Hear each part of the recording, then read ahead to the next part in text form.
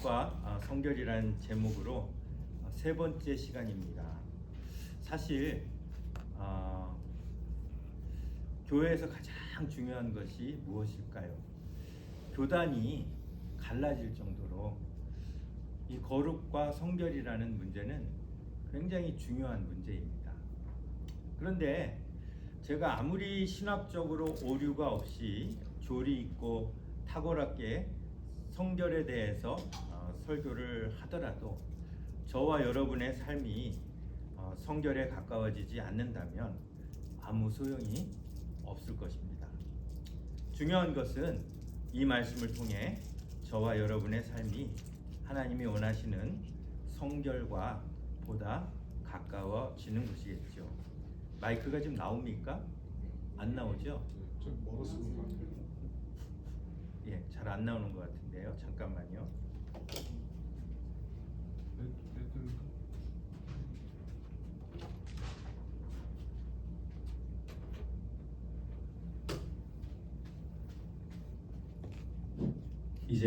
이제 나오네요.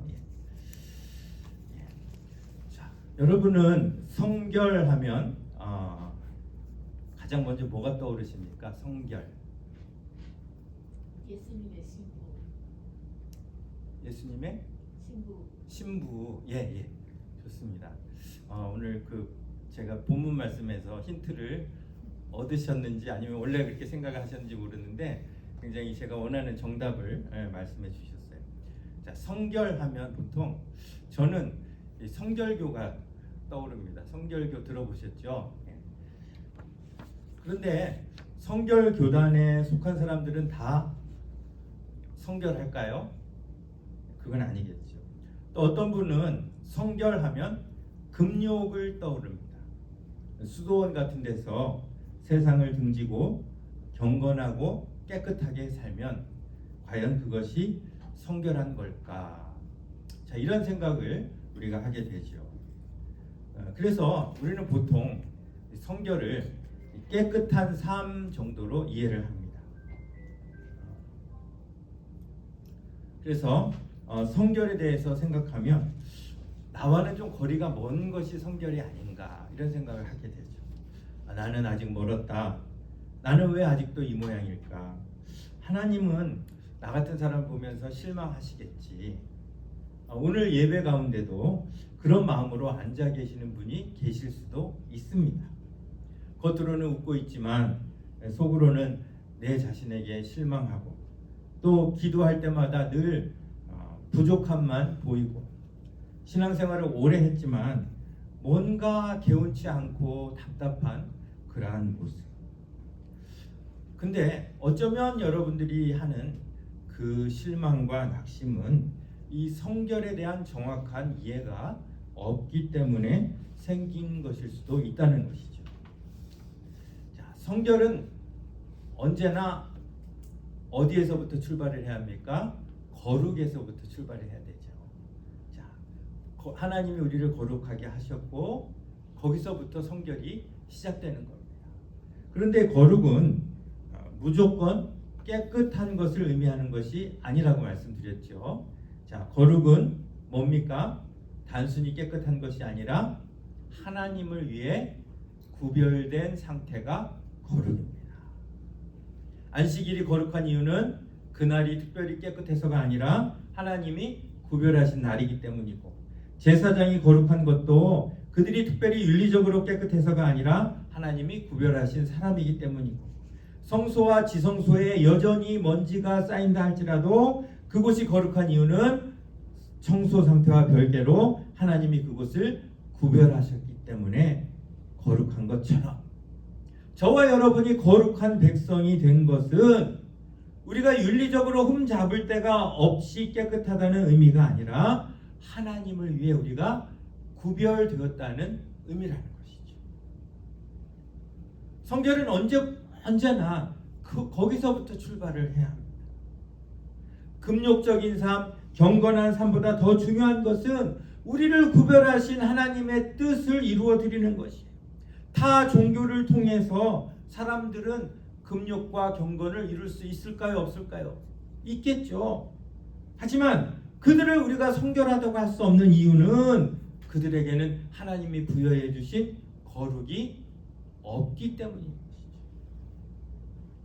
결국 성결을 위해서는 우리를 거룩하다고 하신 하나님의 뜻이 무엇인지를 이해하는 것이 무엇보다 중요하다는 것이에요. 지난주에 말씀드렸듯이 요한복음 15장에서 나는 포도나무요 너희는 가지라는 그 말씀처럼 거룩과 성결은 마치 나무와 가지 같은 그런 관계예요. 나무를 떠나서는 가지가 아무 열매도 맺을 수 없는 것처럼 성결 역시 거룩과 상관없는 성결은 아무 의미가 없는 것입니다. 성결은 예수님께 붙어 있는 것을 의미해요. 다시 말하면 예수님과 어떤 관계를 맺고 있느냐, 그것이 성결이에요. 성경은 수많은 성결의 예를 우리에게 이야기를 합니다. 예수님과 우리의 관계를 통해서 이야기를 하죠. 예수님과 나, 아버지와 아들, 또 신랑과 신부, 우리 집사님 아까 말씀해 주셨는데 신부, 또 왕과 백성, 포도나무와 가지, 목자와 양, 다양한 형태의 성결을 이야기합니다. 다양한 형태의 관계를 이야기합니다. 그런데 이 모든 예들이 가리키는 메시지는 동일하다는 것이죠. 뭡니까? 성결은 뭐다? 관계다. 한번 같이 읽어볼까요? 시작. 성결은 관계이다. 이 관계가 없으면 아무리 금욕적인 삶을 산다 할지라도 성결이 아니에요. 하지만 아버지와의 관계에서 시작된 삶은 비록 여전히 부족하지만 성결이 되는 것입니다. 오늘 본문 고린도후서 11장에서 바울은 걱정을 하고 있어요. 어떤 걱정을 하냐? 너희 마음이 그리스도를 향하는 진실함과 깨끗함에서 떠나 부패할까 두려워한다. 무슨 말이에요? 고린도 교회의 성결을 걱정하고 있어요. 그런데 바울이 걱정하는 것이 술과 도박과 간음에 대한 걱정이었을까요? 아니면 그리스도와의 관계에 대한 걱정이었을까요? 바울은 지금 고린도 교회의 술과 도박과 간음을 걱정하는 게 아니에요. 그리스도에게서 떨어질까? 붙어 있다가 떨어질까? 그 관계를 걱정하는 것이죠. 지금 바울이 이 고린도후서에서 신랑과 신부의 관계로 성결을 설명하고 있어요. 여러분, 신부의 성결이 무엇입니까? 신랑을 사랑하고 신랑과의 관계를 깨트리지 않는 것이겠죠. 우리는 외도하지 않는 것을 성결이라고 생각합니다. 물론 맞습니다. 하지만 외도보다 더 중요한 것은 서로의 마음이 얼마만큼 배우자를 향해 있는가라는 것이죠. 바울이 지금 걱정하는 것이 그거예요. 내가 너희를 정결한 처녀로 한 남편인 그리스도께 드리려고 중매를 하려고 하는데 너희 마음이 그리스도에게서 멀어져서 성결에 실패할까? 그걸 두려워하는 거예요. 남편이 절대로 외도를 하지 않지만 매일 밤 옛 애인의 사진을 꺼내보며 그리워한다면 그것을 용납할 아내는 없을 것입니다. 신랑과 신부의 관계로 우리 보면요, 거룩은 뭐예요? 결혼식이에요. 서약을 하는 결혼식이에요. 내가 너를 나의 신부로 삼았다 하는 그것이 거룩이에요. 그러면 성결은 무엇입니까? 결혼식 이후에 부부가 하나 되어서 살아가는 삶이에요. 요즘 세대들은 결혼식을 매우 중요하게 여깁니다. 그래서 돈을 많이 들여서 화려하고 성대한 결혼식을 올려놓고 막상 실제로 삶에서는 어려움을 당하는 경우를 봅니다. 여러분, 실제의 삶에서 하나가 되지 못한다면 성대한 결혼식이 무슨 의미가 있습니까?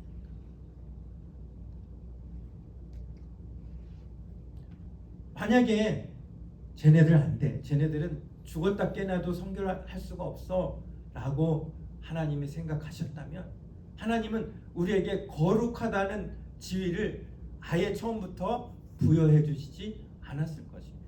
하나님이 우리에게 거룩을 부여하신 것은 우리에게 기대하시는 성결이 있었다는 의미죠. 우리가 성결하면 할수록 예수님과의 결혼 생활은 깊어지고 풍성해지지만 세상과 교회에 한 발씩 걸쳐 놓은 사람은 절대 예수님과 깊은 관계에 들어갈 수가 없겠죠. 뿐만 아니라 하나님이 부여하신 이 거룩이 거추장스럽게 느껴지겠죠. 하나님 왜 나한테 거룩을 부여하셔서 내가 이렇게 내 마음대로 못 살게 하실까? 하나님의 백성이라고 부여하신 그 신분을 거추장스럽게 여기신다면 정말 내가 성결한가 의심해 보아야 하는 것이죠. 여러분, 기복신앙 아시죠? 복을 빈다는 거예요. 복을 비는 신앙이에요. 예수 믿으면 뭐 자녀가 잘 되고 건강하고 뭐 어쩌고 저쩌고 잘 된다는 식의 믿음을 기복신앙이라고 해요.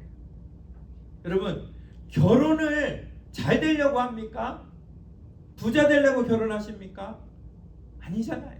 사랑해서 하는 것이 결혼이에요. 그런데 기복신앙은 예수님을 통해서 세상적인 복을 얻으려고 하는, 그게 어떻게 하나님이 원하시는 혼인관계가 되며 그것을 통해서 어떻게 성결할 수 있냐는 것이죠. 예수님 한 분만 있으면 만족한다는 그런 마음이 없다면 제 아무리 수행과 경건을 이루어도 그것은 성결이 아니라는 것이죠.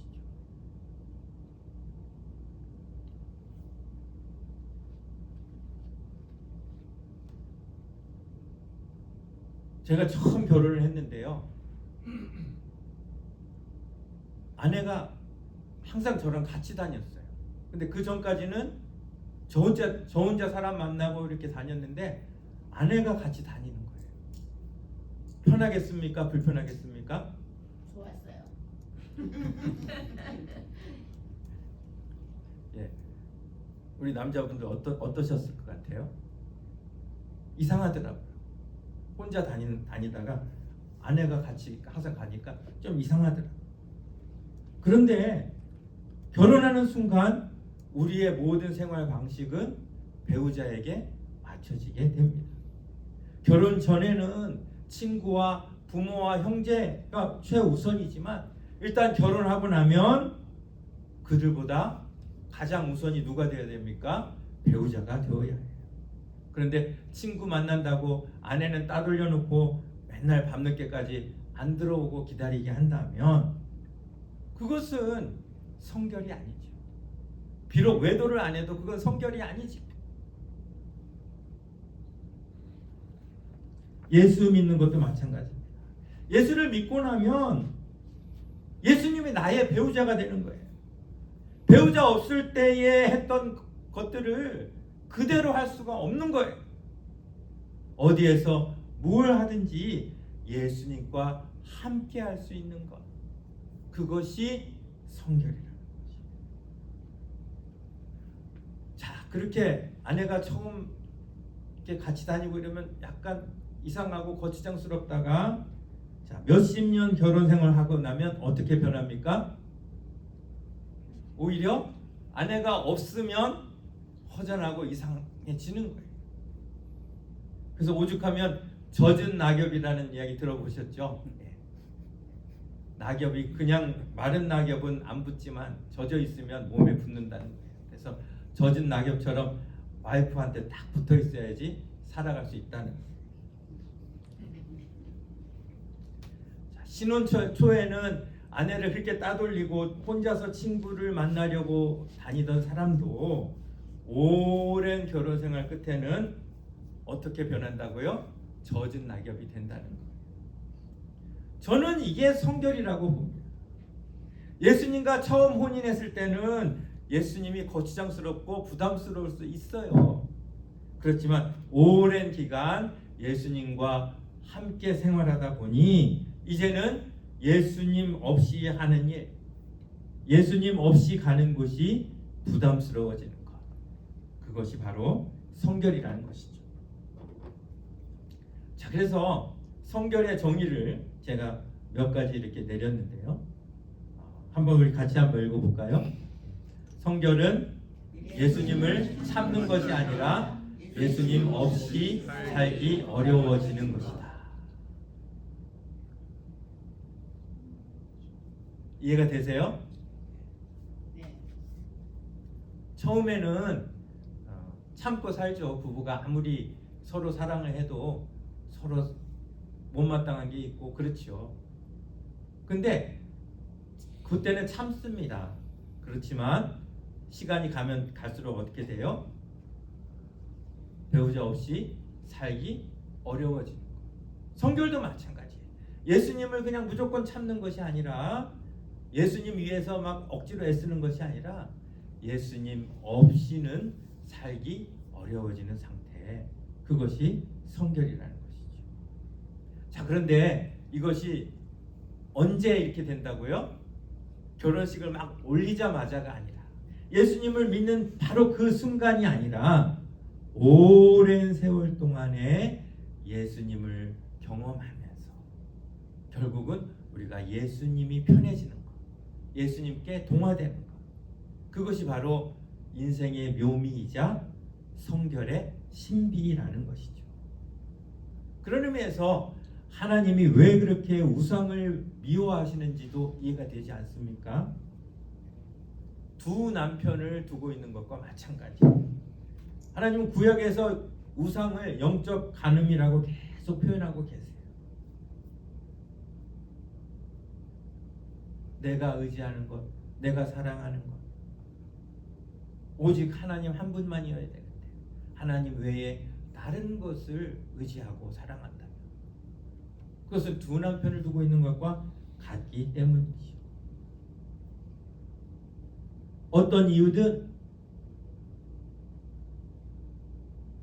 우상이나 재물이나 세상 것에 우리의 마음을 빼앗긴다면 그것은 하나님이 우리에게 주신 성결과는 거리가 먼 그런 상태라는 것이죠.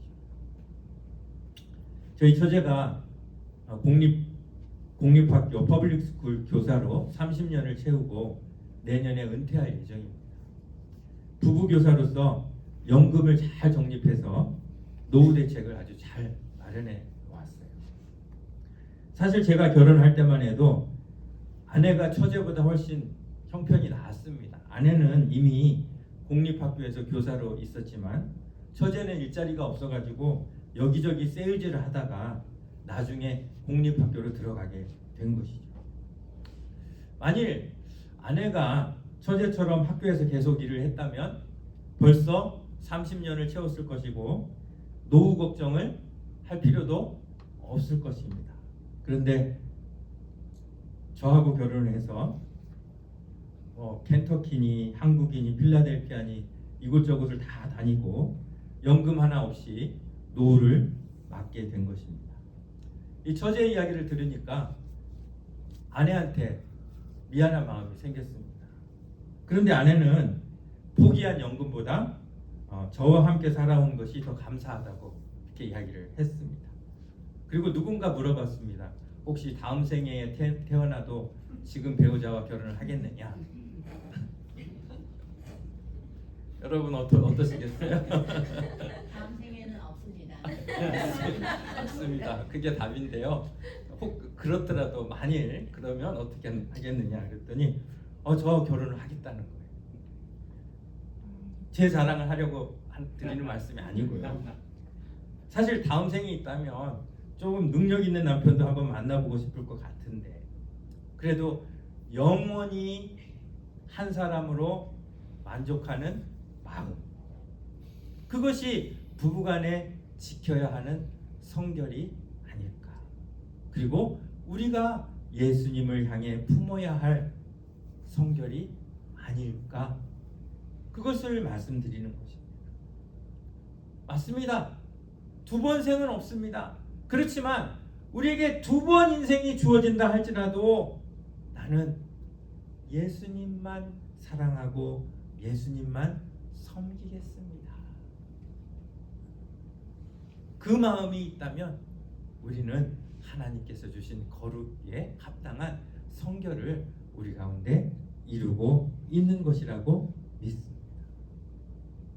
부유하든지 가난하든지 건강하든지 건강하지 못하든지 우리는 우리의 신랑이신 예수님께 만족하고 기뻐하고 살아가야 그것이 성결이라는 것이죠. 주님 한 분만으로 나는 만족해. 나의 모든 것 대신 주님 찬양해. 사실 이 가사만 들으면 전혀 성결과 상관없는 그러한 가사처럼 보이지만 깊이 생각해 보면 이보다 더 성결한 가사는 없지 않습니까? 주님 한 분만으로 만족하는 삶, 나의 남편이신 나의 신랑이신 그분 한 분만으로 만족하는 그 삶, 그것이 성결이라는 것이죠. 또 우리가 아까 시작할 때 불렀던 찬송, 내 평생에 가는 길 순탄하여 늘 잔잔한 강 같든지 아니면 큰 풍파로 무섭고 어렵든지 상황에 따라서 주님에 대한 자세가 달라지는 것이 아니라 어떤 상황에서든 주님 한 분만으로 만족할 수 있는 것, 그것이 성결이라는 것이죠. 좋은 부부가 되기 위해서는 매일 결혼식을 올려야 하는 것은 아니죠. 좋은 부부가 되는 비결은 함께 시간을 보내는 것입니다. 대화하는 것입니다. 서로를 바라보는 것입니다. 예수님과의 관계도 마찬가지입니다. 말씀을 읽고 기도하고 예배하고 무엇보다 그 말씀에 순종하는 이유가 무엇입니까? 예수님의 순결한 성결한 신부가 되기 위함 아닙니까? 이것이 바로 가지가 포도나무에 붙어있는 방식이자 성결의 방식입니다. 성결은 완벽함이 아닙니다. 한 번도 넘어지지 않는 삶도 아닙니다. 성결은 예수님에게서 멀어질 때마다 다시 예수님께 붙는 힘입니다. 예수님이 원치 않는 자리를 박차고 나오는 것입니다. 제가 박사과정을 하고 있을 때 수업 중에 교수님이 자기 조카 이야기를 하셨어요. 조카가 결혼해서 신혼여행을 독일로 갔는데 마침 오페라가 있어서 함께 보러 갔답니다. 이 살로메라는 오페라인데요. 살로메가 누군지 아시죠? 세례 요한의 목을 뵀던 그 춤을 추었던 헤로디아의 딸이 살로메인데요. 자, 그 성경에 관한 그런 오페라라서 기대하는 마음으로 들어갔답니다. 그런데 이 모든 오페라는 다 똑같은 것이 아니라 연출자마다 이게 다 달라요. 이렇게 곡은 똑같지만 연출하는 게 달라요. 뭐 옷 입는 것부터 무대 이렇게 배치하는 것부터 다 다르죠. 자, 그런데 그날 딱 들어갔는데 헤롯의 생일 잔치를 하는데 그 장면에서 갑자기 무희들이 옷을 다 벗고 나체로 춤을 추더랍니다. 그래서 얼마나 당황되는 상황이었는지를 이 신학교 교수인 고모에게 이야기를 한 겁니다. 교수님이 저희에게 물었습니다. 여러분이 그런 상황을 만나면 어떻게 해야 하지요? 자, 교수님이 원하는 대답은 너무나 뻔하죠. 박사과정 학생들을 마치 주일학교 학생 취급하는 것 같아서 제 마음속에 갑자기 심술이 생겼습니다. 그래서 제가 옆에 친구에게 비나큘라, 망원경이라고 얘기를 했어요. 그랬더니 그 친구가 이제 큰 소리로 웃으면서 교수님한테 비나큘라, 망원경 이렇게 얘기를 했어요. 그랬더니 교수님이 얼굴이 붉어지면서 What? 비나큘라 그러면서 그럴 때는 빨리 그 자리를 박차고 나와야지 그러면서 친구만 괜히 혼을 났던 그런 적이 있습니다.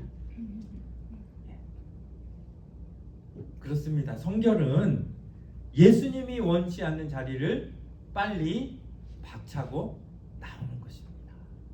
우리의 마음은 망원경을 보고 좀 더 자세히 들여다보고 싶은 그런 마음이 있지만 성결은 예수님이 원치 않는 생각에서 상황에서 빨리 돌이키는 것입니다. 왜요?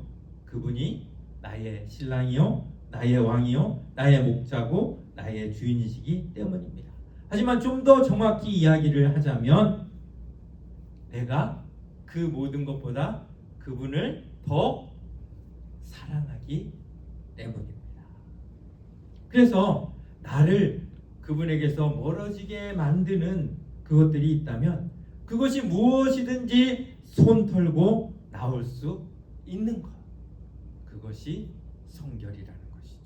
내가 비록 많은 손해를 본다 할지라도 기꺼이 손해를 감수하면서 그분에 대한 나의 사랑을 택할 수 있는 것, 그것이 성결이라는 것입니다.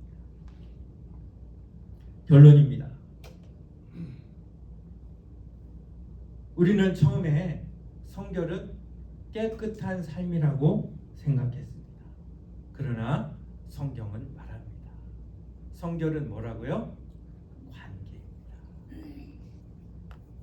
성결은 관계입니다. 그러기에 바울은 본문에서 우리를 예수님과 어떤 관계로 중매를 한다고요? 정결한 처녀와 한 남편으로 예수님께 중매를 하는 그러한 역할을 바울 자신이 맡았다고 이야기를 하고 있는 것입니다. 다른 말로 하면 우리에게 성결의 기회를 주겠다는 거예요. 신랑을 사랑하는 신부처럼, 목자의 음성을 따르는 양처럼, 포도나무에 붙어있는 가지처럼, 아버지를 사랑하는 자녀처럼 성결은 예수님께 붙어있는 것입니다. 가까이 거하는 것입니다. 가까이 거하다 보면 서로 닮을 수밖에 없습니다. 그것이 성화고 그것이 성결입니다.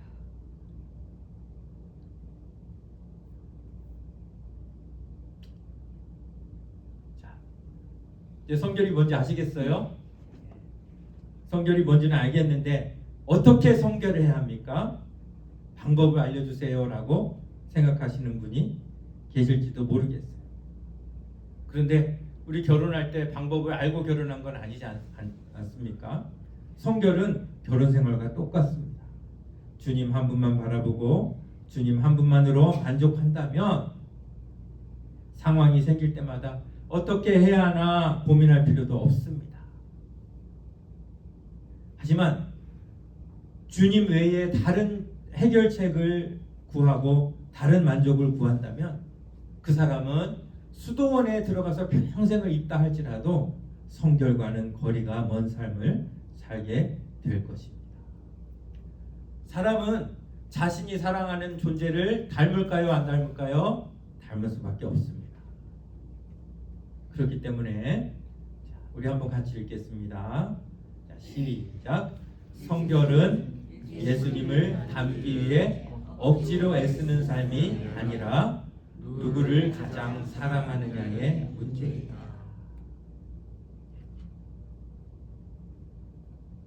나는 성결합니까? 내가 예수님을 가장 사랑한다면 그 사람은 성결한 사람이지만 예수님 외에 더 사랑하는 것이 있다면 미안하지만 그 사람은 아직도 성결에서 거리가 먼 사람이라는 것이죠. 이제 거룩과 성결의 시리즈를 마감합니다. 자, 거룩은 뭐라고요? 같이 읽어볼까요? 거룩은 하나님이 우리를 자기 사람으로 구별하신 사건이 거룩입니다. 그렇다면 성결은 그 사랑을 받은 사람이 평생 그 사랑 안에 머물러 가는 삶입니다. 우리가 자격이 있습니까? 자격이 없습니다. 그런데 그런 우리를 신부 삼아 주신 예수님, 그 한 분만을 위하고 한 분만으로 만족할 수 있는 여러분들이 되시기를 바랍니다. 그분 한 분만 사랑함으로 삶의 모든 국면에서 성결을 온전히 이루어내시는 저와 여러분, 우리 길교회가 되시기를 간절히 바랍니다. 기도하겠습니다.